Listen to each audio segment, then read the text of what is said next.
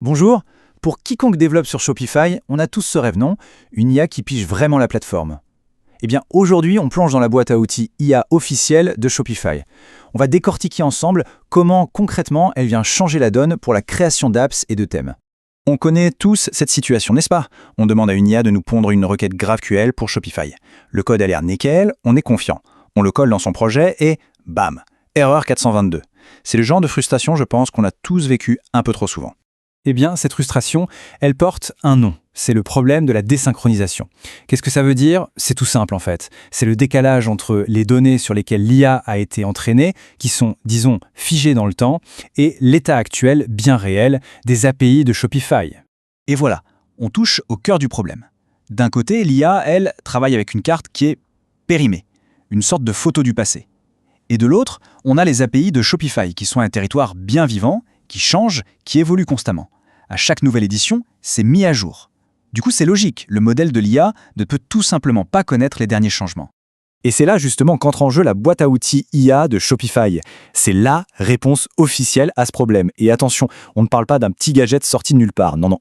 C'est une infrastructure majeure. Il a fallu 18 mois pour la développer et elle a été officialisée lors de l'édition Hiver 26 de Shopify.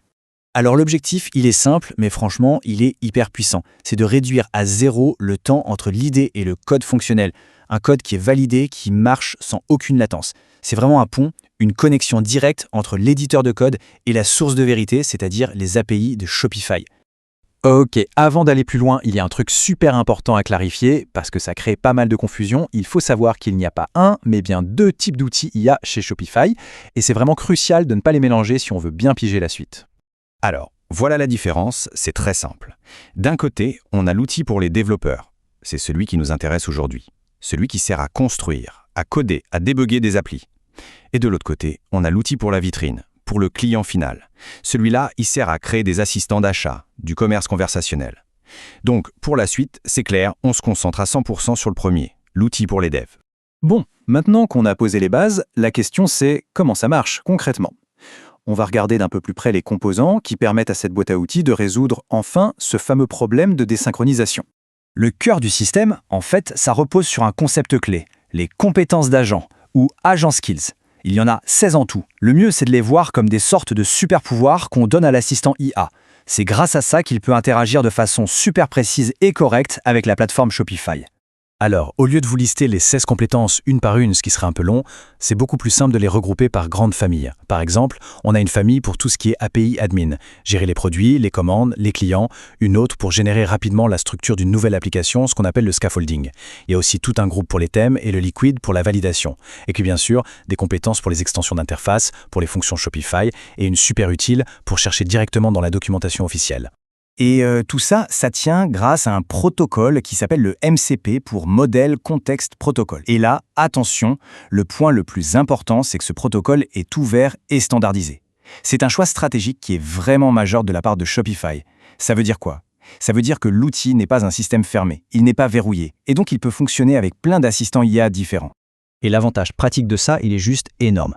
On configure le serveur MCP une seule fois et c'est tout. Après ça, il est compatible avec une tonne d'outils différents, Claude, Cursor, VS Code. Imaginez pour une agence, où chaque dev a son éditeur de code préféré. Eh bien, ça veut dire une seule configuration, centrale, cohérente et hyper simple à gérer pour toute l'équipe. C'est un vrai gain de temps.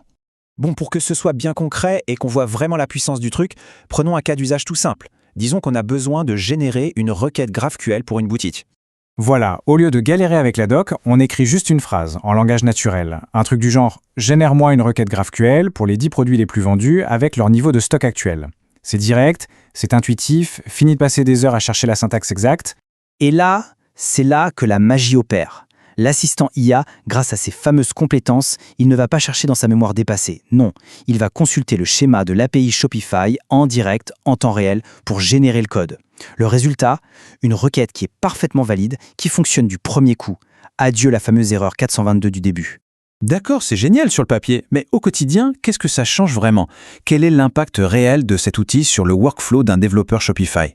Alors là, il y a une citation de la source qui est, je trouve, super importante pour bien gérer les attentes.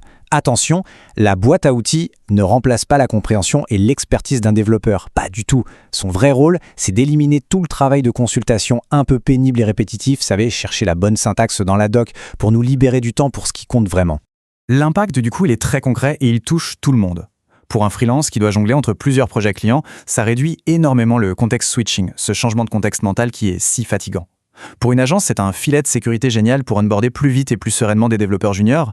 Et au final, pour tout le monde, ça veut dire quoi? Moins de temps sur la syntaxe et la doc, et plus de temps sur l'architecture, la vraie logique métier. Et on va finir avec cette question qui, pour moi, résume parfaitement toute la promesse de cet outil. Que pourrait-on construire si on n'avait plus jamais à douter du code généré par une IA? Imaginez un peu, en éliminant cette incertitude, ces erreurs frustrantes, cette technologie, elle ouvre vraiment la porte à une nouvelle manière de développer. Une manière plus rapide, plus fiable et surtout beaucoup plus centrée sur l'innovation.